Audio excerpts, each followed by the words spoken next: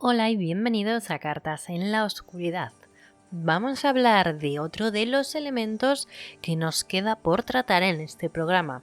Os dejo abajo el enlace de los elementos que ya hemos hablado, como por ejemplo el fuego o la tierra.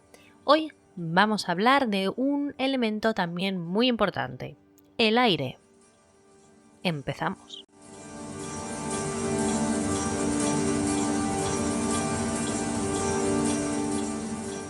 El aire, junto con el fuego, la tierra y el agua, es uno de los 4 elementos de la cosmogonías tradicionales en Occidente y en Oriente. Está presente en todas las religiones y sus rituales, en la filosofía esotérica, en la alquimia y en la astrología. Recordemos que es muy importante los elementos en todo el estudio de la alquimia, que es muy razonablemente pensando que conjuga la química con el esoterismo más arraigado de la época. Sin embargo, la alquimia se basa en principios químicos que luego, con el paso del tiempo, se han ido desarrollando. El aire se considera un activo y masculino, al igual que el elemento fuego, frente a la tierra y el agua, que se consideran pasivos y femeninos. Bueno, esta categoría ha sido ya clasificada desde los principios del tiempo y no os podría decir ninguna razón aparente sobre por qué se clasifican en femenino o en masculino. Sí que es verdad que el fuego es algo más activo que, por ejemplo, el agua o la tierra. Dentro de todas las teorías de cosmogonías, que es muy interesante si os interesa estudiar un poco más profundamente todos estos elementos y por qué se cree en ellos desde tiempos muy antiguos e incluso hoy en día ya sabemos que existen y se sigue hablando de ellos de una manera ya no solo física, sino también de una manera algo más química o incluso simbólica. Bueno, pues según estas teorías, el fuego sería el origen de todas las cosas, pero también hay otras creencias que hablan de que el aire es el elemento de partida, porque su concentración produce ignición de la que derivan todas las formas de vida. El aire se relaciona esencialmente con 3 factores. El hálito vital creador, esto es el símbolo en la palabra, el viento de la tempestad, que muchas mitologías vinculan a la idea de creación, y el tercero, el espacio, como ámbito de movimiento y de producción de procesos vitales. Ya sé que esto os ha sonado un poco raro, pero en resumen lo que quiere decir es que el aire está compuesto por otros 3 factores que hacen simbología a la palabra de Dios, a la creación de Dios y al contexto del espacio. Esto tiene también un poco que ver con la Trinidad. No se basa exactamente en la religión católica o cristiana, se está basando en muchas otras religiones que también hablan de estos elementos de alguna otra forma o manera. Los primeros pueblos que hablaron de los elementos y de la creencia de todo esto fueron los paganos, todas estas religiones paganas, ya sea por ejemplo las nórdicas, hoy en día ya conocidas como neopaganas, la Wicca por ejemplo, pero todas estas creencias ya venían de un inicio sobre el estudio de los elementos. Está claro que encontramos la simbología en las iconografías cristianas, como por ejemplo en los arcángeles o en los ángeles, pero también lo encontramos en otras tradiciones de otros lugares, como por ejemplo en las tradiciones célticas de la zona más arraigada de estos celtas, como por ejemplo Irlanda o Escocia, también algunas partes de Galicia, ya que los celtas sí que se instauraron en nuestro país, en toda la zona gallega, pero también lo encontramos en otras tradiciones, ya sea en la árabe, etc. Así que vamos a ir desarrollando poco a poco cuáles son los elementos, como hicimos en los programas anteriores, del fuego, por ejemplo, de la tierra, y vamos a hablar de quiénes son los seres y por qué son estos seres los que estarían dentro de este elemento aire. Luego os contaré un secreto porque próximamente haré el resto de los elementos que nos faltan, ya que muchas personas piensan que son 4, pero en realidad se ha determinado que son 5. Y os explicaré el último al final del programa. Pues vamos a hablar entonces, para empezar, de alquimia, de seres fantásticos, del equilibrio entre toda la potenciación de este elemento aire. Vamos allá.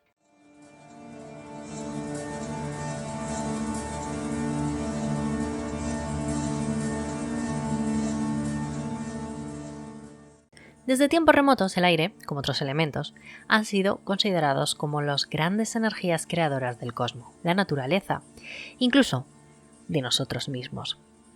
La alquimia daba lugar a toda la existencia, tanto material como espiritual. Los elementos, como energías creadoras, aportan cada uno de ellos una cualidad diferente a la vida.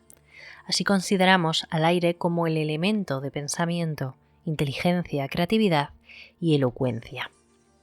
El fuego, por ejemplo, sería la fuerza, la pasión, la transmutación; el agua, la sensibilidad y los sentimientos; la tierra, la protección, la estabilidad y lo material. Evidentemente, como todo lo que nos rodea, lo ideal sería encontrar el equilibrio entre los elementos. Pero esto no sucede así, porque los elementos no son proporcionales en cada uno de nosotros y predominan unos sobre otros en función de cada persona. El saber encontrar la proporción de todos en nuestra vida, así como potenciar alguno de ellos cuando no sea necesario por alguna circunstancia en particular, es un trabajo que deberíamos realizar todos y conocernos un poco más.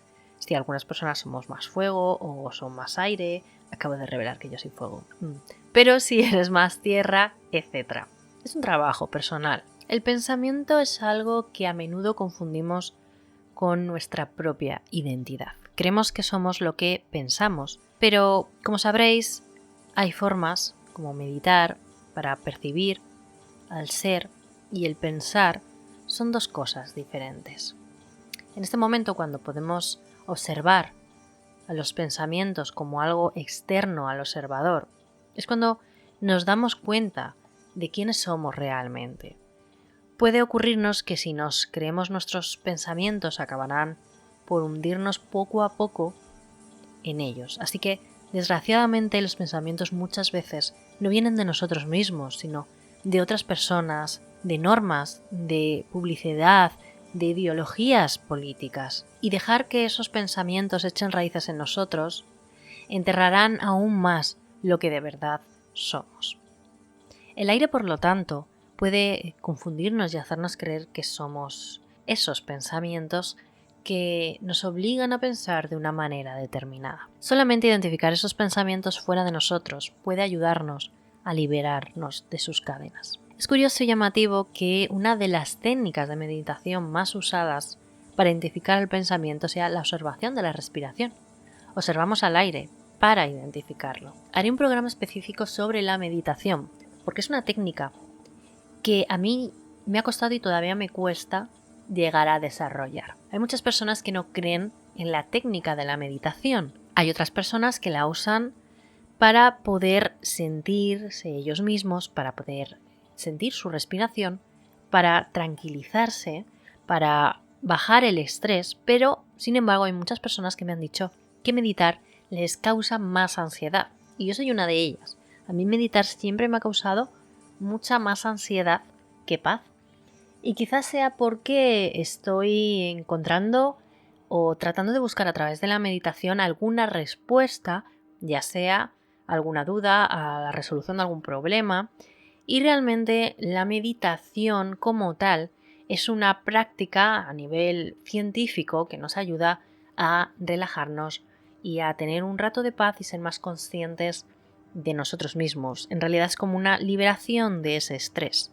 Pero sí que es verdad que muchos otros estudios más esotéricos, por así decirlo, nos hablan de que la meditación es un medio para conocernos a nosotros mismos, para resolver problemas internos, etc. Entonces, tendríamos que tratar de equilibrar esa ciencia que ya conocemos con el misterio de lo que todavía está por descubrirse sobre la meditación. Pero es un tema muy interesante que, si queréis, me lo dejáis abajo en los comentarios, haré un programa sobre específicamente la meditación. Continuando con el tema del aire, está claro que la vida no sería tal sin el oxígeno. Coger aire profundamente nos renueva y nos tranquiliza, nos aporta nuevas perspectivas. Parece que denota capacidades regeneradoras en nosotros mismos. El aire es un elemento invisible y sutil, al que solamente identificamos cuando viajas sobre la brisa o el viento. El aire, igual que los pensamientos, surgen de la nada.